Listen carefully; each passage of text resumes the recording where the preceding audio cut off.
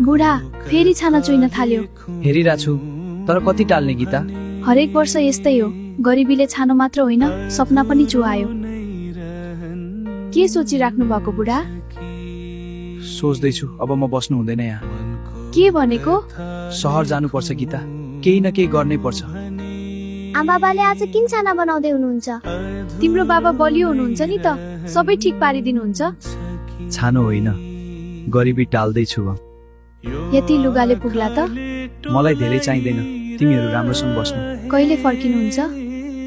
छिट्टै फर्किन्छु। आफ्नो ख्याल राख्नु है। तिमी बलियो भएर बस्नु, छोरीलाई धेरै पढाउनु।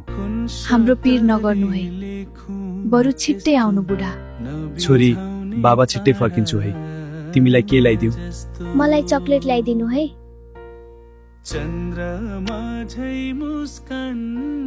बाबा हामीलाई पनि सँगै लैजानु।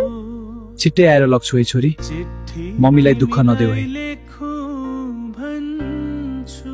छिट्टै फर्किने आशामा गरिएको त्यो बिदाई कति लामो बन्छ, त्यो नजानेरै मान्छे हाँस्दै छुट्छ।